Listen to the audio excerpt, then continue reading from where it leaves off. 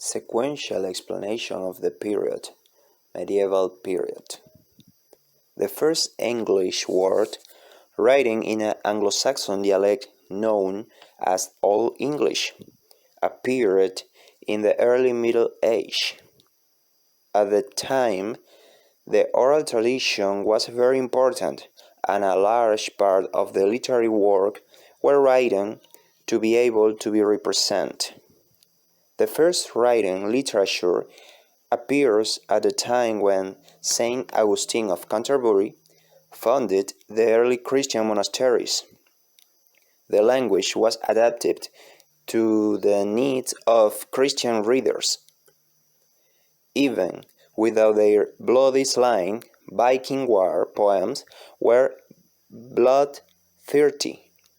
There was always a sense of imminent danger in the narrative. Sooner or later, everything had an end.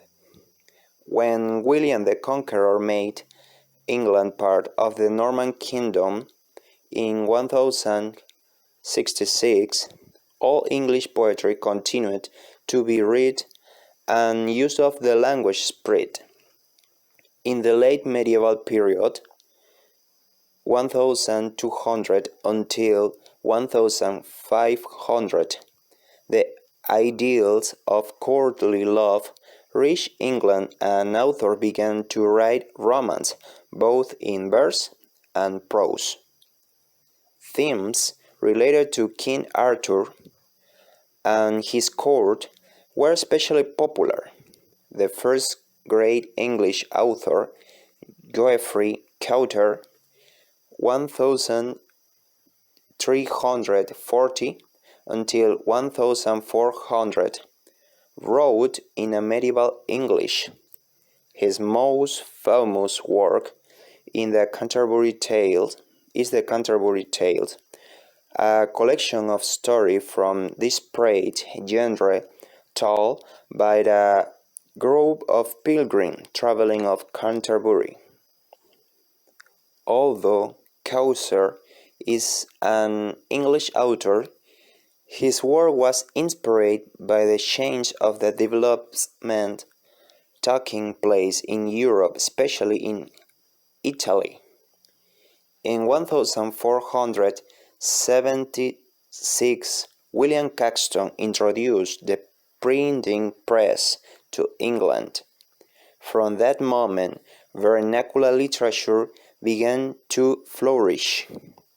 During this period, literature is characterized by a special interest in human behavior as the main theme of the works, partly due to the influence of Italian humanism, while medieval English literature was nourished by religious themes. During the Renaissance, writing turned to more secular themes. Plot of the tale. The theme of the Man of the Lost Tale is constancy, a term nearly interchangeable in medieval times with patience. Constance is the spiritual antithesis of the wife of Bath, whose tale usually follows this one. Constance exemplifies endurance in adversity and trust in God. She also teaches constancy to total commitment and submission to law. Even though in the beginning she weeps for having been ordered to Syria, Constance doesn't strive against lawful authority represented by the will of God, of parents, and of husbands. General setting. During the 14th century, English literature comes into its own. This is the century of John Gower, Geoffrey Chaucer, and William Langland. The Man of the Lost Tale is the fifth of the Canterbury Tale by Geoffrey Chaucer, written around 1387.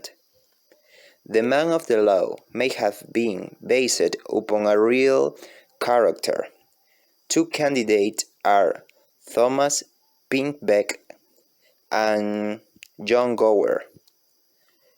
Pinkbeck served as a justice of assize between 1376 and 1388 and was known for his acquisition of land, as well as for his learning. In 1388, as chief baron of the Exchequer, he signed a writ for Geoffrey Chaucer's arrest in a case of debt. Relation to history. The emphasis in the man of the law's tale is the power and safety that comes with Christian constancy. In the medieval sense, Christian constancy meant a steadfast devotion to God and an indifference to the world. The poem opened with the contrast between the wealth of this world, characterized by the wealthy Syrian, merchant, and the Sultan, and the wealth of the spirit summed up in the character of Constance. She is the perfect and the universal.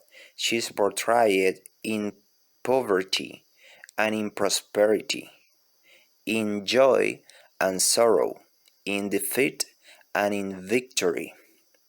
Looking forward to the bliss of the next world, Christian Constance can tolerate many ills, including grief, abandonment, and the cruelty of fortune. Constance can resist the temptations of this world, knowing that she will be rewarded in the next world. Throughout the story, Constance is unmoved and unshaken from the great Christian virtues of humility, faith, hope, and charity.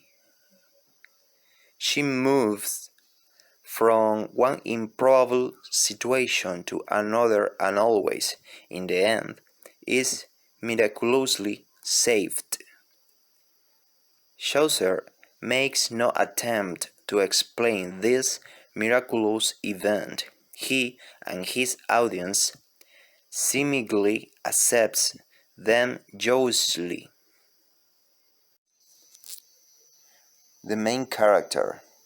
In this case, the main character is Constance. Characteristics. Constance is beautiful, goodness, and innocence.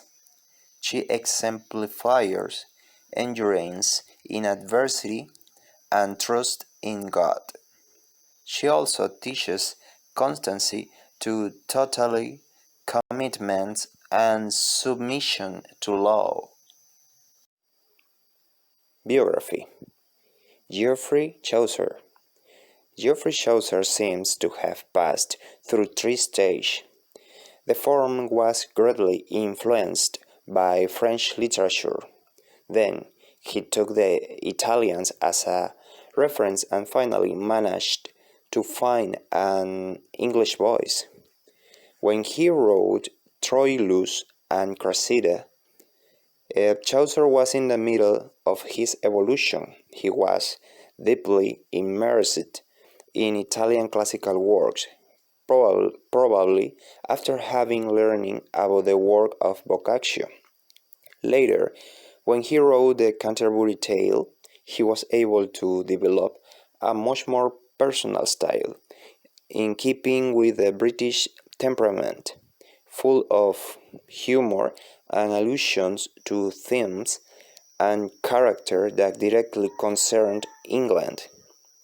Now, respect to Dante Alighieri, I choose this author.